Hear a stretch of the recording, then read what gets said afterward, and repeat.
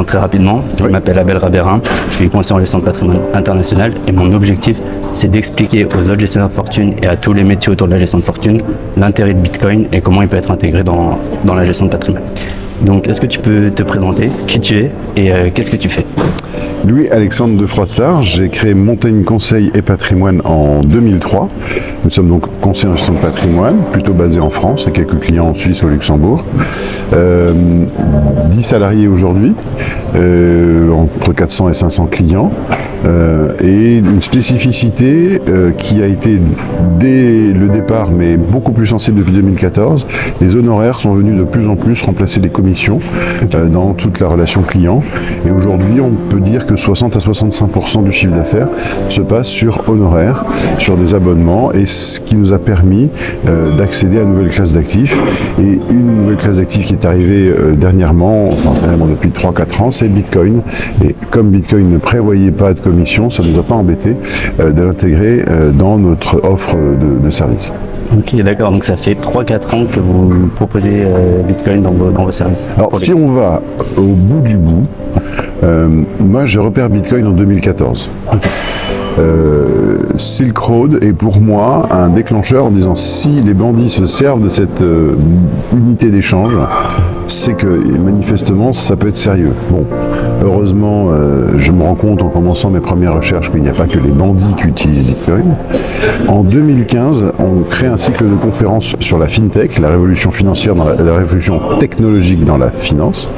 Et dès le 7 octobre 2015, on a quelqu'un qui vient nous parler de Bitcoin sur scène. En 2016, dans notre blog, on commence à parler d'Ethereum, juste avant The DAO. C'est-à-dire que je publie mon premier article sur la blockchain.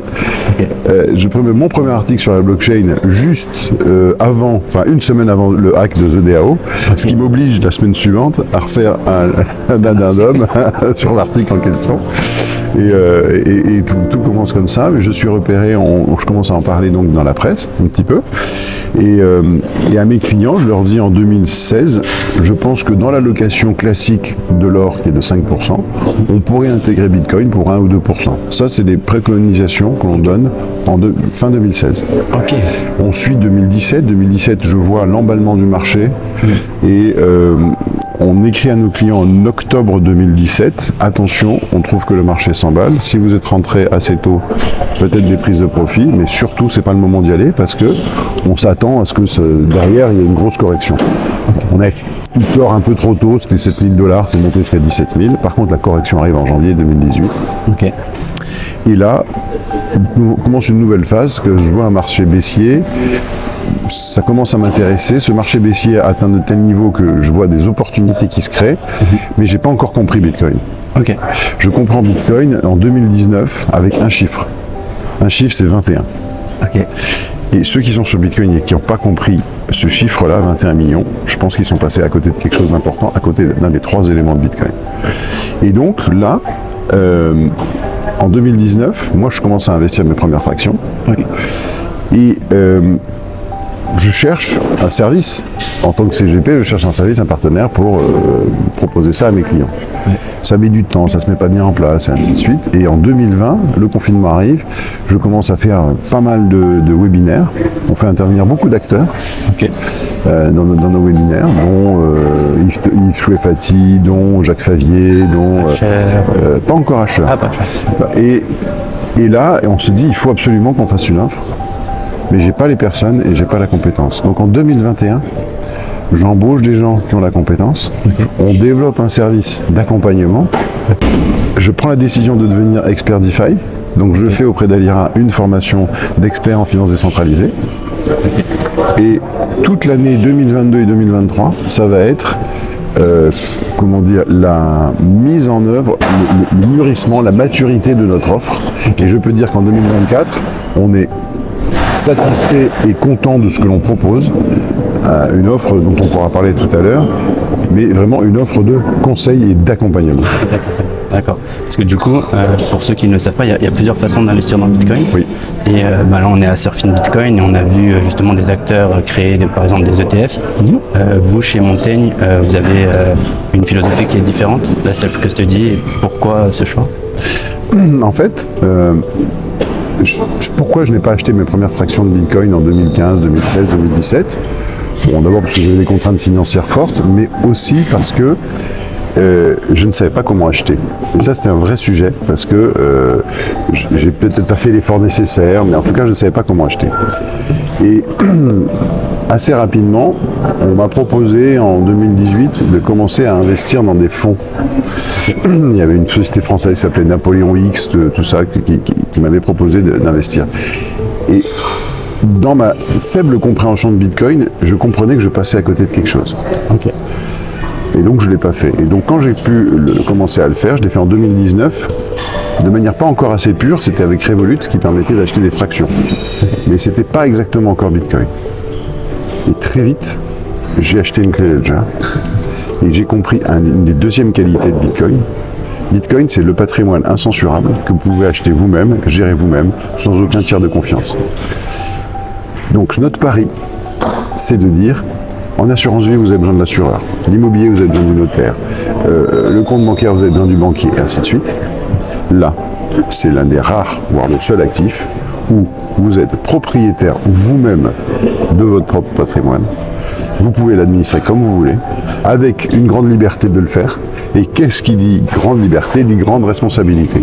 Et c'est le deuxième élément majeur de Bitcoin, ce côté, on ne dépend pas d'un tiers de confiance, et donc il y a moins de censurabilité et la possibilité de le gérer soi-même. Mais par contre, il faut l'apprendre. Donc, en termes moraux, j'arrive à comprendre que c'est fabuleux, c'est le meilleur modèle selon moi. Mais du coup, pour les gestionnaires de patrimoine qui pourraient nous écouter, ils pourraient se dire mais je vais perdre mes clients. Donc comment vous, chez Montaigne, vous avez réussi à mettre en place un modèle qui fonctionne? Alors, tout le sujet, ça a été la prise de compétences. Okay. C'est exactement ce que tu fais, Okay. Abel. En fait, tu as bien compris que pour arriver sur ce marché, il y a un niveau de compétence à avoir, et c'est moi ce que je vois dans ta chaîne depuis plusieurs mois, c'est ta prise de compétences. Et ça, c'est un élément majeur. Et les chiens de patrimoine qui nous écoutent et qui veulent faire la différence, il faut qu'il y ait cette prise de compétences.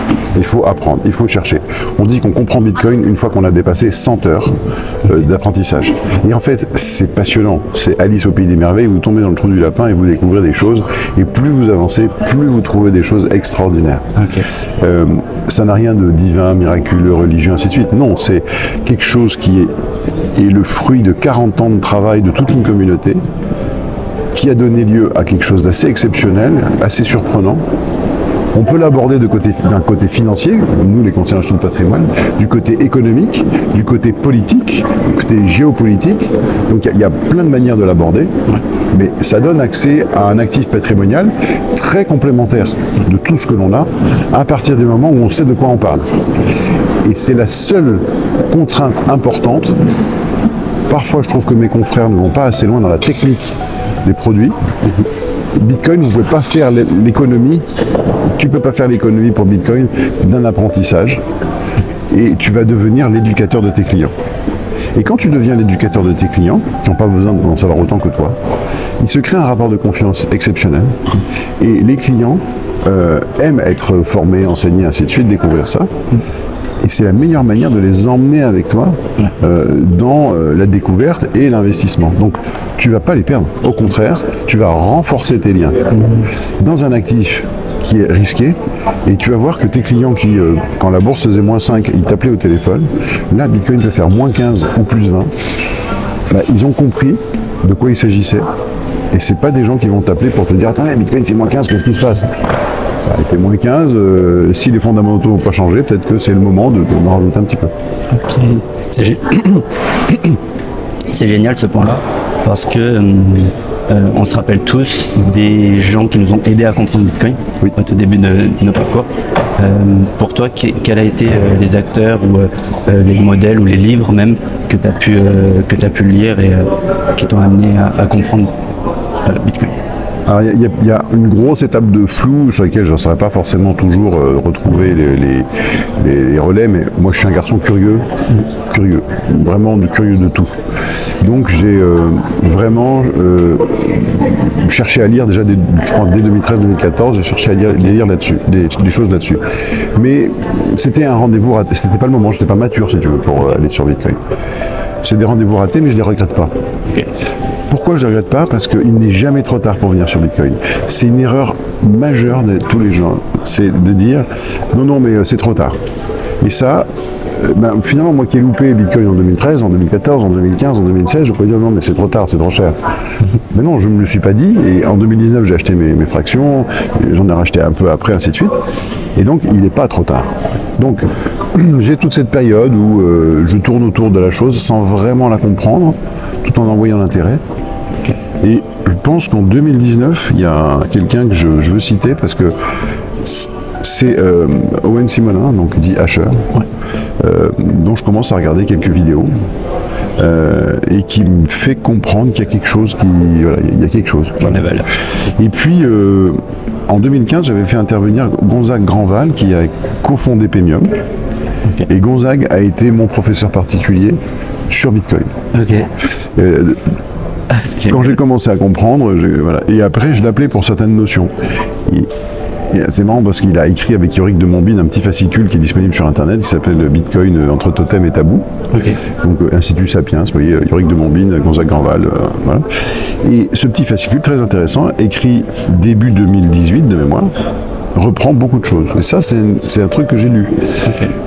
Et donc Gonzague a été mon professeur particulier. C'est-à-dire, je l'appelais quand j'avais un niveau. Tu sais, j'étais au tout début de la connaissance, mais j'avais besoin de faire un step. Donc j'appelais Gonzague, je dis mais alors ça.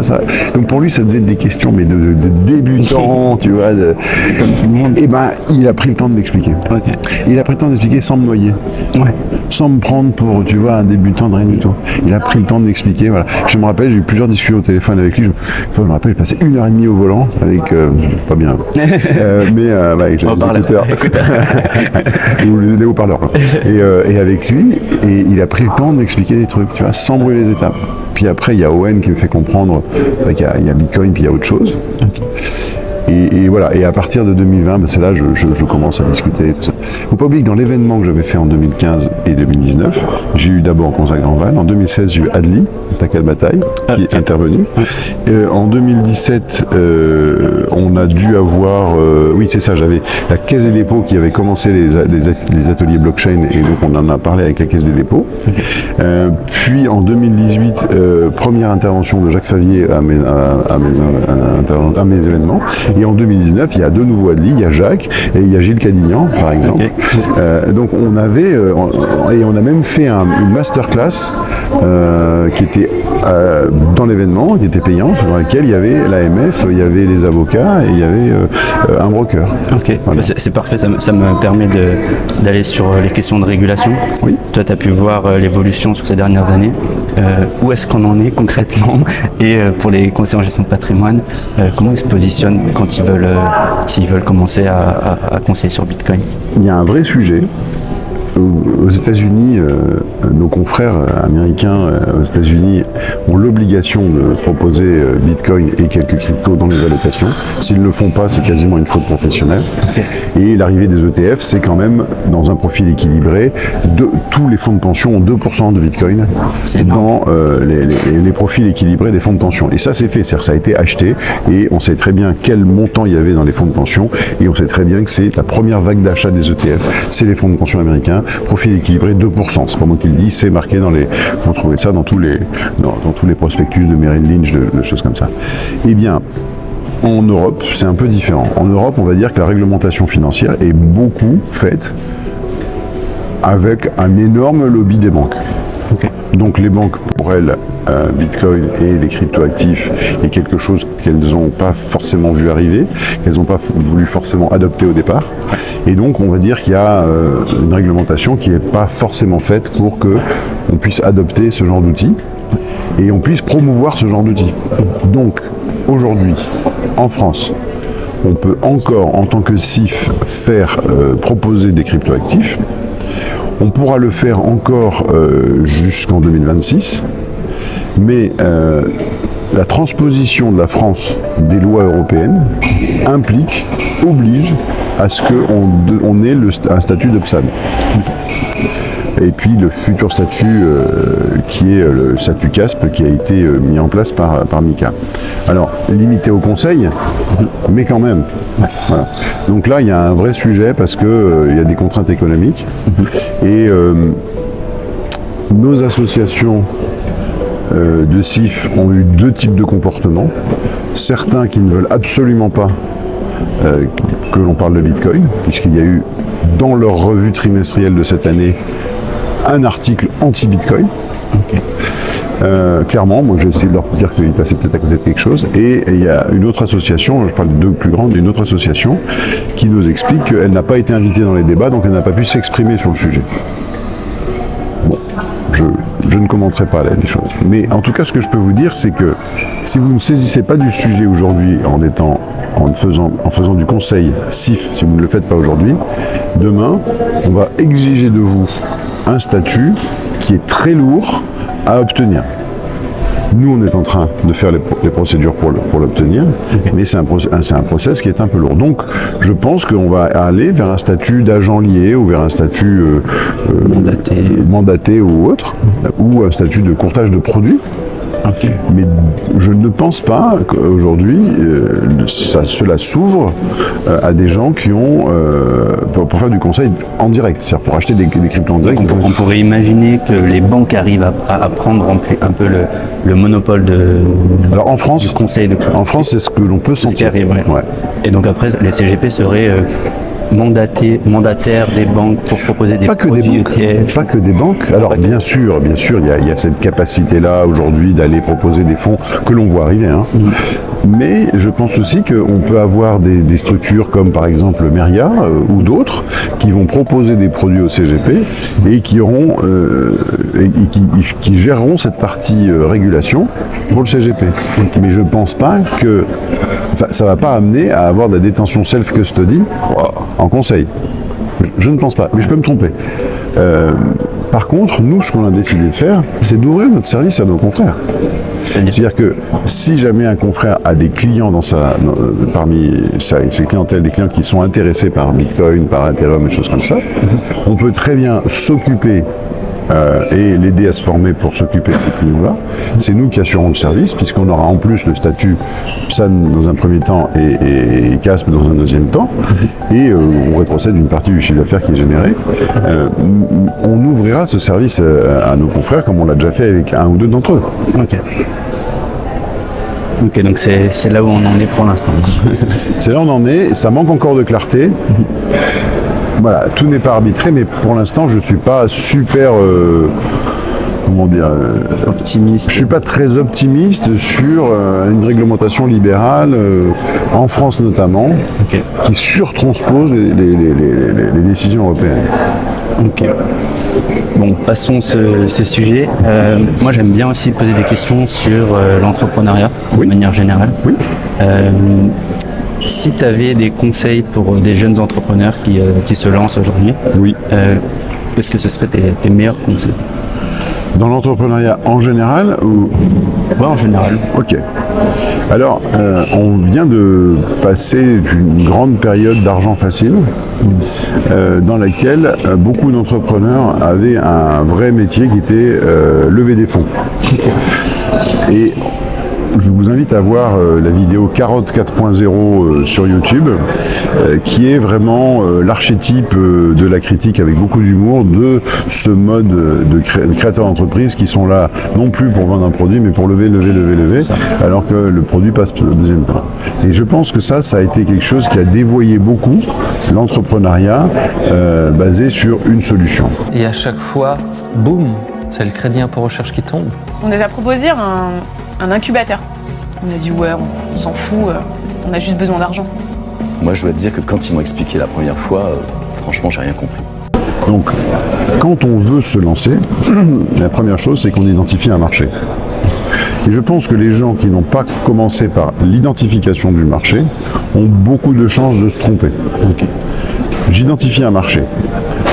C'est-à-dire que je crée une solution ou un service qui vient résoudre une problématique qui est présente sur un marché.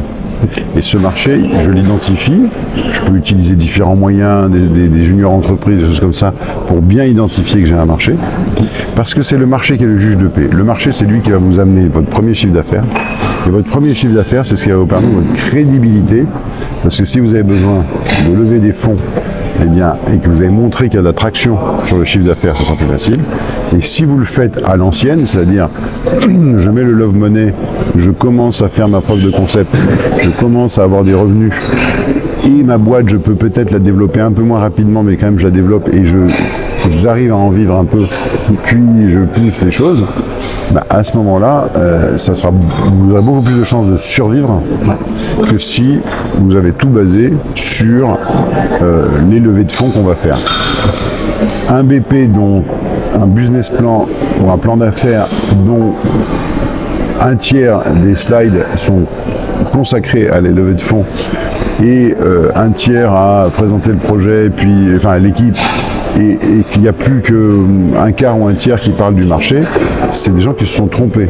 Il faut rassurer les investisseurs, mais ça veut dire qu'il faut être capable d'avoir fait les bonnes analyses pour être sûr que ce que l'on va proposer au marché, le marché l'attend et le marché en a besoin. Voilà. Parce que pour un entrepreneur français, s'il se concentre justement sur des levées de fonds, au final il va passer son temps sur du marketing et de la levée, et le deuxième temps ça va être sur les aspects réglementaires, parce que c'est fondamental si on veut survivre en tant qu'entrepreneur en France. Donc au final le produit et le service il est presque secondaire, et c'est très dommage. Toi dans ton parcours, est-ce que tu as eu des moments compliqués? Est-ce que tu peux nous en parler, ou comment tu as survécu en tout cas? Alors j'ai eu des moments compliqués à plusieurs reprises.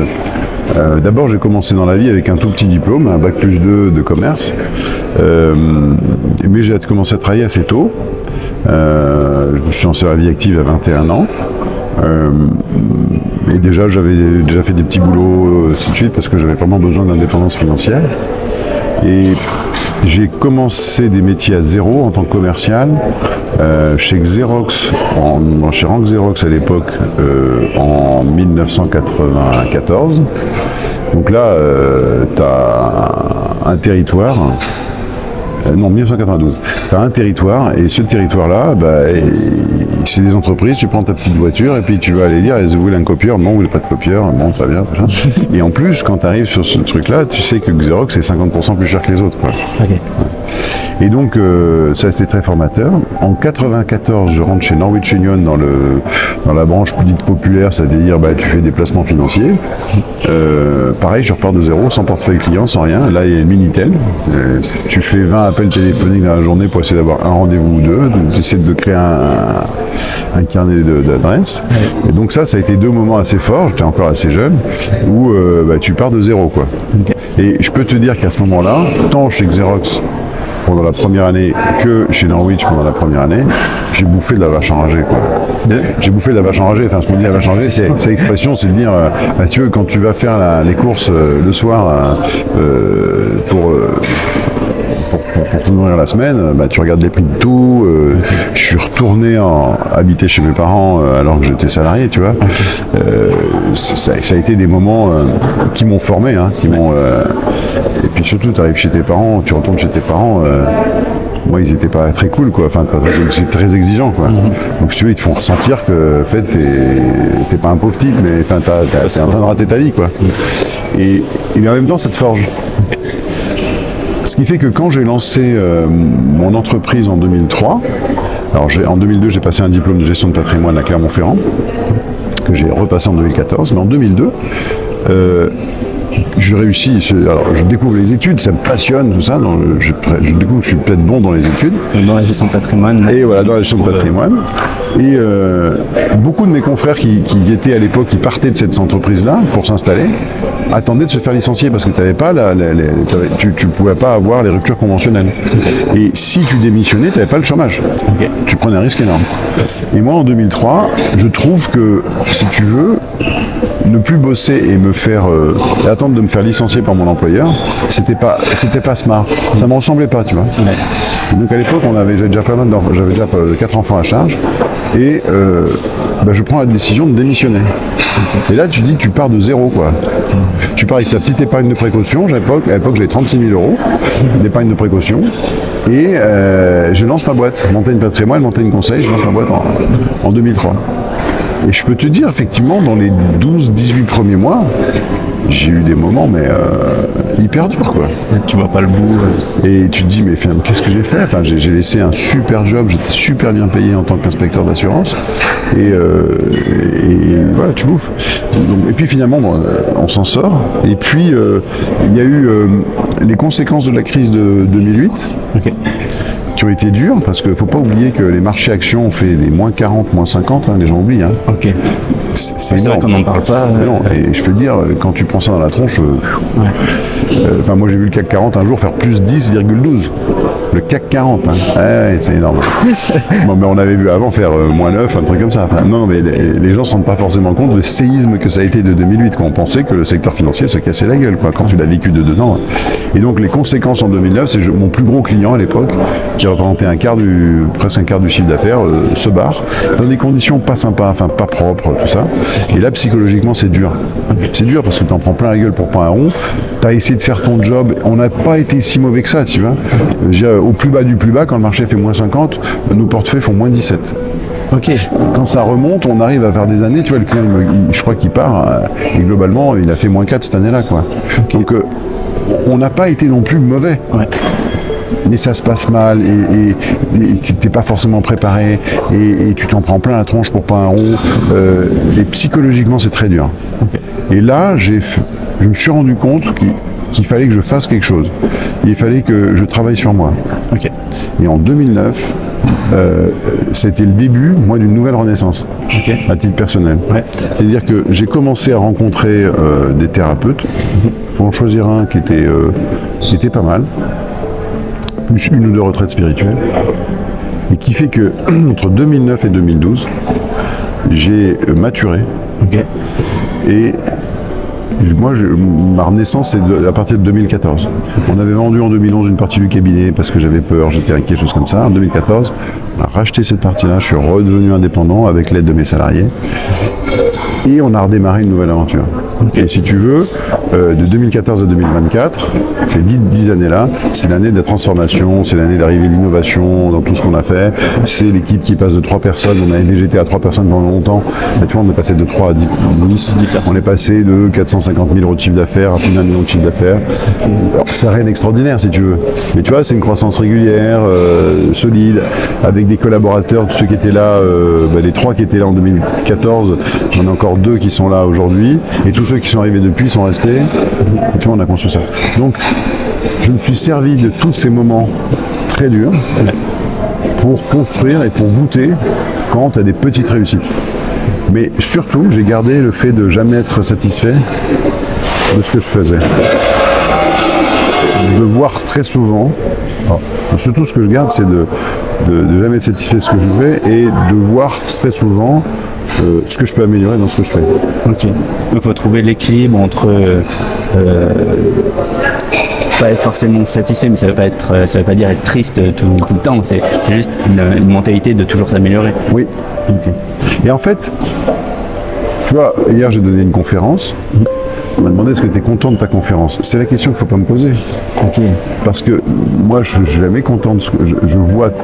C'est ce que tu aurais pu améliorer. J'étais heureux d'être sur scène, j'ai eu des gens qui sont venus me voir me poser des questions, c'est très bien. Je pense que j'ai délivré ce qu'on attendait de moi. Mais moi, en sortant de la conf, je sais ce qui n'allait pas. Okay. Donc je sais aujourd'hui ce qu'il fallait que je modifie dans cette conférence, là où j'ai plutôt été bon et surtout là où j'ai des choses à améliorer. Okay. Donc j'ai goûté aujourd'hui, ou j'ai goûté hier un peu les compliments, parce qu'il faut savoir les goûter, les accepter. Prendre le temps de dire, ouais, finalement tu as fait un truc bien. Donc on l'écoute, mais il faut pas garder, ça il faut le garder si tu veux comme de l'énergie pour la suite. Okay. Mais il faut être focus en disant là en fait il y a ça, ça et ça à améliorer. Okay. C'est la mentalité pour réussir. Mais tu trouves que t'as pas tellement d'autres choix. Regarde un sportif, Ouais, c'est ce que On avait j'allais des dire. exploits sportifs exceptionnels avec les Jeux Olympiques. Il n'y a pas un mec qui est arrivé en disant ouais, moi je suis fils de. Ah, j'ai vu des posts sur Twitter, j'en dis ouais, il y a une certaine reproduction sociale dans le sport également. Et je dis mais est-ce que les gens qui disent ça sont des gens qui se sont retrouvés. Moi j'ai fait du sport à haut niveau. Il y a des matins, je me rappelle, j'étais en seconde, je ne pouvais pas mettre quelque chose sur mes épaules tellement j'avais mal de la séance de muscu de la veille. Là où je mettais 1 kilomètre à pied, enfin je devais prendre un vélo parce que j'arrivais pas le matin, tu vois, j'avais tellement de courbatures de ma séance de muscu de la veille que j'arrivais pas à faire le kilomètre à pied dans un temps à peu près correct pour aller à l'école, quoi, au lycée. Donc, enfin les mecs, est-ce que vous avez ces commentateurs-là, est-ce que vous avez vraiment subi l'échec est-ce que vous avez vraiment fait des séances d'entraînement où ça part pas, ça sort pas, vos performances sont nulles? Est-ce que tu as été sur un train de rugby et qu'il y a un mec qui t'a foutu un plaquage pendant 2-3 jours, tu le ressens comme une défaite parce que tu t'es pas assez baissé, parce que voilà, ou que tu fais un en avant alors que tu es quasiment dans l'embut. Enfin, les mecs, est-ce que vous avez souffert ça là et à dire il y a une reproduction sociale chez un tel. Non, il y a peut-être un goût pour l'effort, une transmission de la mentalité. Ouais, de valeurs, de choses comme ça. Mais le mec qui soulève les poids, le mec qui fait des longueurs de piscine à longueur de temps, le mec qui va faire, qui va se lever à 6h30 du matin pour aller faire son jogging alors qu'il fait -2, eh ben, c'est pas le commentateur, c'est pas la reproduction sociale. Pas du tout, c'est les sacrifices.